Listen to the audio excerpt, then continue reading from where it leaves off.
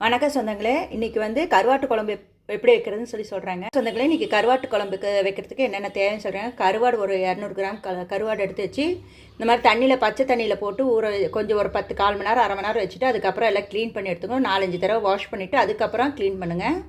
சுடு தண்ணி ஊற்றுனீங்கன்னா அது ஒரு மாதிரி கரைஞ்சி போயிடுங்க. இந்த கருவாடு க்ளீன் பண்ணி எடுத்து வச்சுருக்குறேங்க. அப்புறம் வெங்காயம், சின்ன வெங்காயம் வந்து நல்லா இப்போ ரவுண்டாக நறுக்கி வச்சுருக்குறாங்க. பூண்டு தட்டி வச்சுருக்குறாங்க. கறிவேப்பிலை, தக்காளி, ஒரே ஒரு பச்சை மிளகா மட்டுங்க. அப்புறம் வந்து இதில் வந்து வரமிளகா, தக்காளி ஒரே ஒரு தக்காளி இதில் அரைஞ்சி ஒன்று வச்சுருக்கேங்க. அரைச்சி வச்சுருக்கேங்க. கொஞ்சோண்டு ஒரு 10 சின்ன வெங்காயம், தக்காளி, வரமிளகா, காரத்துக்கு என்ன வரமிளகா எல்லாம் போட்டு அரைச்சி வச்சுருக்கேங்க. இது வந்து கொத்தமல்லி தூள், உப்பு, மஞ்சள் தூளுங்க. ஸோ ஒரு நல்ல கொஞ்சம் ஃப்ரெஷ்ஷாக வர கொத்தமல்லி, ஒரு ஸ்பூன் வர கொத்தமல்லி, அரை ஸ்பூன் ஜீரகம், 1/4 ஸ்பூன் வெந்தயம் 3 வறுத்து பொடி பண்ணி வச்சுருக்குறாங்க. இவ்வளோதாங்க. இதுக்கு எந்த வெஜிடபிள்ஸும் சேர்த்த போகிறது இல்லைங்க. ரெடி பண்ணிடலாங்க.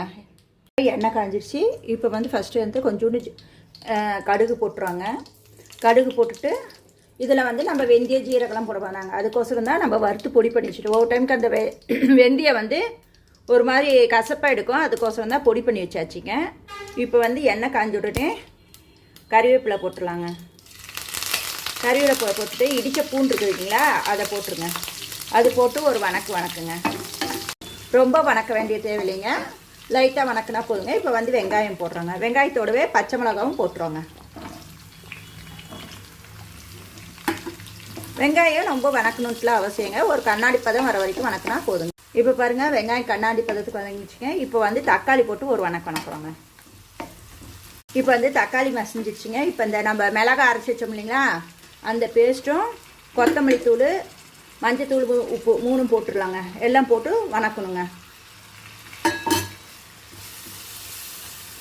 இந்த அரைச்சி வச்ச பொடி பண்ணி வச்சுருக்க மல்லித்தூளும் அதுவும் போட்டுடலாங்க. எல்லாம் போட்டு கொஞ்சம் வணக்கணுங்க. பாருங்கள், இப்போ வணங்கிடுச்சுங்க. இப்போ வந்து கெட்டியாக கரைச்சி வச்சுருக்க புளி மட்டும் ஊற்றுறோங்க.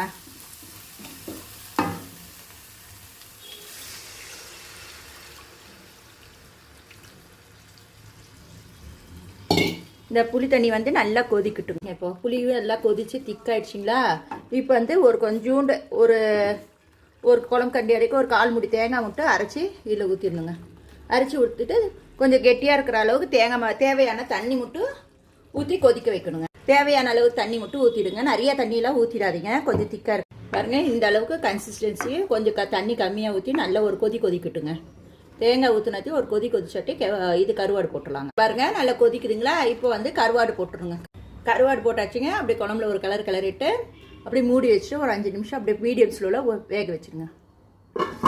சும்மா ஒரு கிளறி விடலாங்க. இதுக்கு வந்து வெஜிடபிள்ஸ் கூட போடலாங்க. வேக கத்திரிக்காய், முருங்கைக்காய், உருளைக்கிழங்கு, இந்த மாதிரி காய்களுக்கெல்லாம் இந்த தேங்காய் போடுறதுக்கு முன்னாடியே புளி தண்ணியில் போட்டு நல்லா வேக வச்சு எடுத்துட்டு அதுக்கப்புறம் தேங்காய் போட்டுட்டு அதுக்கப்புறம் கடைசியாக கருவாடு போட்டுங்க. பலாக்கொட்டையும் போட்டிங்கன்னா எனக்கு சூப்பராக இருக்குங்க. இப்போ ஒன்று கொதிச்சுங்க. இன்னும் 2 நிமிஷம் வச்சுட்டு ஆஃப் பண்ணிடலாங்க. தலைன்னு கொதிக்குதுங்க. வாசம் செம சூப்பராக இருக்குதுங்க. கருவாடு வெந்துச்சு. ரொம்ப நேரம் கொதிக்க விடக்கூடாதுங்க, கரைஞ்சி போயிடுங்க கருவாடு. இப்போ வந்து வெந்துடுச்சிங்க, ஆஃப் பண்ணிடலாங்க. கருவாட்டு குழம்பு இப்போ ரெடி ஆயிடுச்சிங்க. சாப்பிட்டு பார்த்துட்டு எப்படி இருக்குது என்னன்னு கமெண்ட் பண்ணுங்கள். நன்றிங்க.